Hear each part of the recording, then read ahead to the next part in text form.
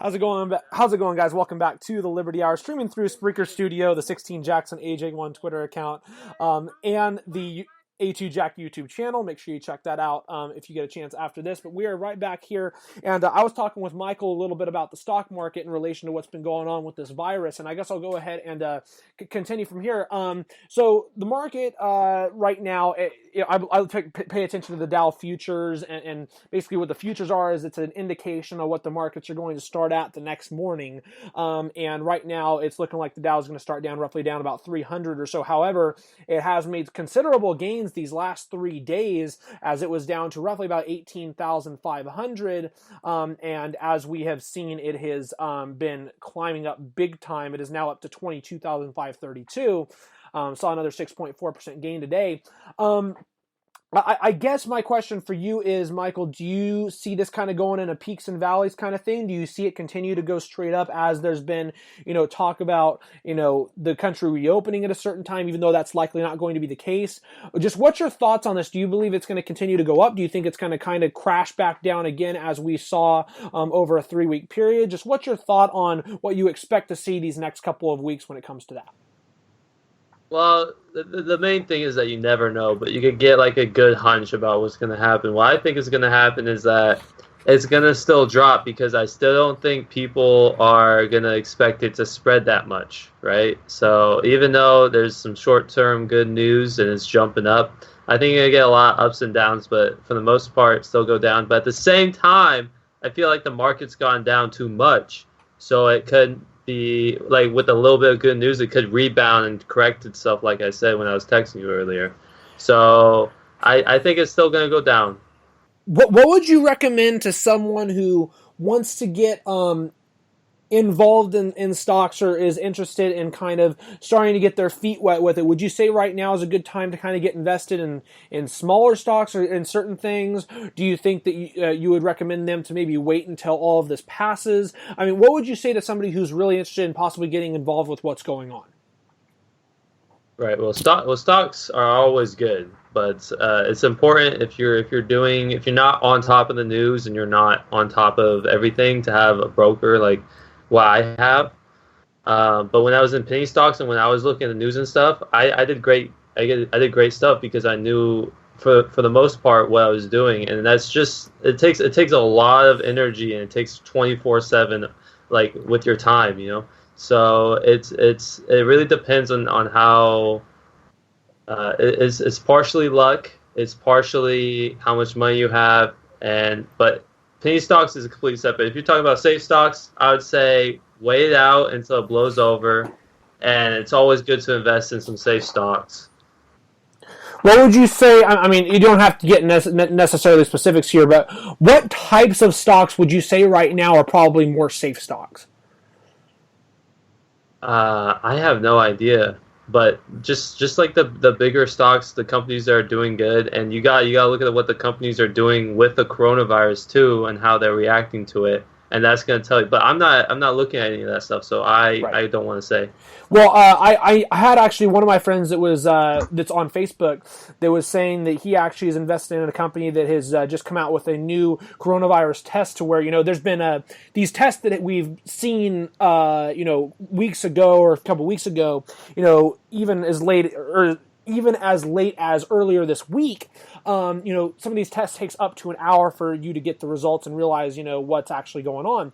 There's a company, I guess, that has a test that's starting to get wheeled out right now, and is going to be seeing a lot more of it being wheeled out next week, that is able to show you the results in about 10 to 15 minutes time. And so I guess companies like that are stuff that maybe people might want to consider investing in when you look at what's going on with this virus. And, if those tests, prove to be very effective, then obviously that's going to be something that's going to be very important for a lot of people to maybe want to look at.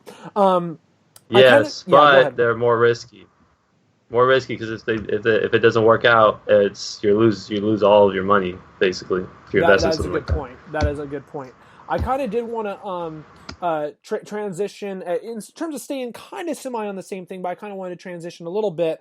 You were talking a little bit about the housing market. Well, I know that you have, as of late, been thinking of actually getting a place, and and I know that you're, still having to work out a couple of things, but I guess I'll go ahead and ask this. What motivated you at this moment to want to actually get a place and get your feet wet with that? And then with the place that you're considering getting, what stood out to you about it over potentially other places you may have been looking at? Right. So what stood out to me the most was its location. First of all, it's kind of between Sac and Lincoln, which is what I'm looking for. But it's not in Roseville and Rockland to where it's going to be super expensive. It's over to the left. It's called Nicholas, and it's a really small town, and it's far, but it's not too far away from either. And it's kind of in between. So the land value is lower, and the cost of housing there is dramatically lower, almost 2/3 of a price of what would be in Rockland or Roseville. So I like the location, and it's a nice, cute house. A little bit of a fixer-upper, which is what I was kind of looking for. But, yeah, it just really spoke to me, so I was really interested in that. What was your other question? Sorry, me and Rick here in the chat talking shit. No, I listened to what you were saying. I did hear what you were saying. My other question is, you talked about the location side of things, but what motivated you to actually want to go out and actually look for a place in general at this specific time? A combination of things, but one, my situation here at home. I think it's about time to get out. Two, low mortgage rates. So a lot of people are, like a ton of people are refinancing. Just a couple weeks ago, it hit like a low. I have no idea what it's going to be at right now, but I'm not quite looking to make that move right now because I don't have a cosigner. Even though I could make the monthly payments easily, I don't have that work experience that's going to allow me to get the loan.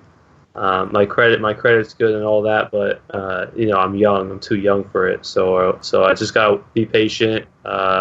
Maybe find someone who's able to co-sign with me that trusts me enough to make a move like that. Well, hey, best of luck to you, man. And I'm it's good to hear that you're trying to get involved with that. I'm really hopeful that ends up working out for you. If you don't mind me asking, like, where's like the rough location of the house or where you're looking at? You said it was between like Sacramento and Lincoln. Yeah, Nicholas, you know where that's at? I don't actually. Nicholas, like what takes you on Joyner? You take it all the way down past the private airport. Oh, is that where you're thinking of going? Kind of out in the country area? I mean, it is. It's like right next to Yuba, straight down to Sacramento, that freeway. Yeah, 99. It's straight. It's right there, straight from Lincoln. Oh, that's actually kind of a cool place. You probably have a little bit of acreage there, and probably some land. Is that a place you're looking at have really like anybody next to you, or is it kind of just itself kind of out there?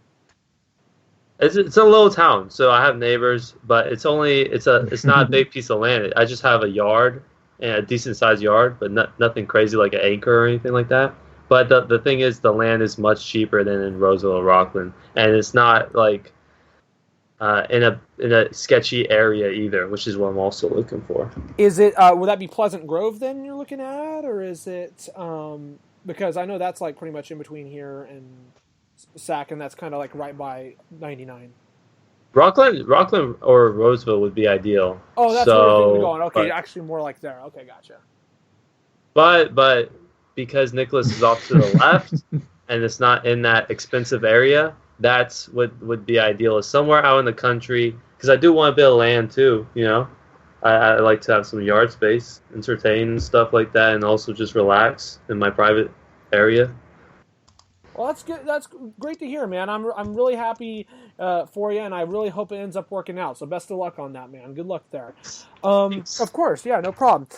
So transitioning back in, we'll get all of us involved once again. I think I shared this story with you all. I at least shared it with you, Michael. I know. And I wanted to talk about, where does this, virus actually originate, or where does it come from? There's been a lot of people saying, oh, this is the Chinese virus. This comes from China, and well, obviously it spread in China, and we did see big problems there. This virus actually originates back. Well, I wouldn't say it originates, but it was tested for and shown, that it could spread as early as 2015. So I'll kind of read a couple of paragraphs in this article here for you guys so you understand. This is from November 16th, 2015.